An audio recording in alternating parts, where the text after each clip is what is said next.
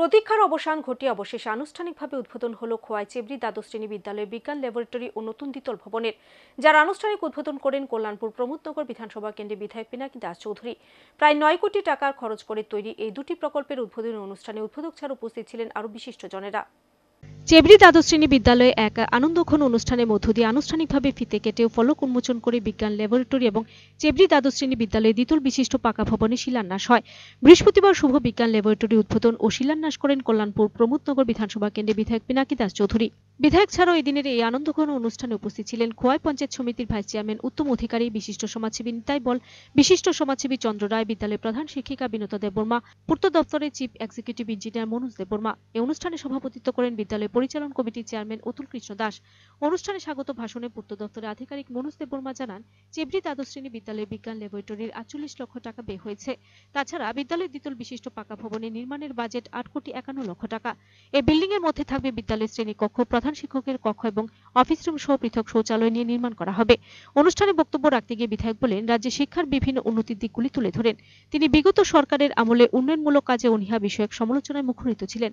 রাজ্য সরকারের শিক্ষা ব্যবস্থা উন্নয়নে বিভিন্ন প্রকল্প সম্পর্কেও তিনি আলোকপাত করেন। তিনি আরো বলেন, কল্যাণপুর প্রমোদনগর বিধানসভা কেন্দ্রে আগামী দিন জনস্বার্থ সংশ্লিষ্ট বিষয়ে আরো উন্নয়নমূলক কাজ হবে। রামচন্দ্রঘাট থেকে শুরু করে চেবড়ি, উত্তর চেবড়ি, পূর্ব চেবড়ি, শান্তিনগর, রাধাচরণ, ককবরক, বিস্তীর্ণ এলাকা, উত্তর রামচন্দ্রঘাট শুরু করে প্রত্যেকটা ছাত্রছাত্রী বিদ্যালয়ের উপর নির্ভরশীল। আমার রাজ্যের মুখ্যমন্ত্রী ডাক্তার মানিক শাহ সেই কথাটাকে কর্ণপাত করেছেন, গুরুত্বর সহ দেখেছেন এবং তিনি খুব তাড়াতাড়ি চেষ্টা করে তার স্যাংশন দিয়েছেন এবং আজকে তার আমরা শিলান্যাস করতে যাচ্ছি। আমি মনে করি আগামী 2 বছরের মধ্যে 600 দিন লাগবে না, তারই মধ্যে আমরা ছাত্রছাত্রী গার্জেনদের হাতে এই বিদ্যালয় তুলে দিতে পারবো, সেটা আমি বিশ্বাসের সহিত বলি। কারণ যারা এজেন্সির দায়িত্ব পেয়েছে তাদের সঙ্গে আমার কথা হয়েছে যে আমরা রাত দিন কাজ করেও যথাসময়ের মধ্যে সেই কাজটা তুলে দেওয়া হবে। আমি সরকারকে ধন্যবাদ জানাই, মুখ্যমন্ত্রীকে ধন্যবাদ জানাই এবং এই সায়েন্স বিল্ডিং এটাকে নিয়েও কিন্তু আজকে শুধু এই বিদ্যালয় নয়, আমি প্রত্যেকটা বিদ্যালয়ের জন্য সেই সায়েন্স ল্যাব যাতে করা যায় প্রপোজাল পাঠিয়েছিলাম।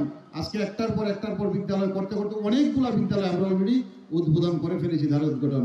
আজকে তার সেই চেবড়ি দ্বাদশ শ্রেণী বিদ্যালয়ের সেই ফিজিক্স, কেমিস্ট্রি, বায়োলজি ল্যাবও আমরা উদ্বোধন করব এবং শুনলে আরো খুশি হবেন।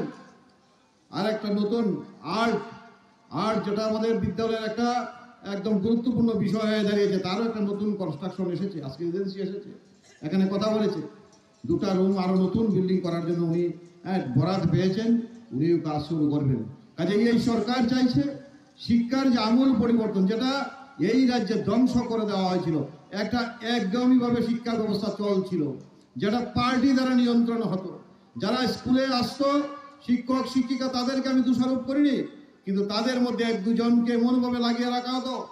মেম্বারশিপ নিয়ে স্কুলে আসতো, দেশের কথা নিয়ে পত্রিকা নিয়ে স্কুলে আসতো, চাঁদা কালেকশন হতো স্কুলের মধ্যে, ছাত্রদের দিয়ে রাস্তায় মিছিল করানো হতো। Video report search India.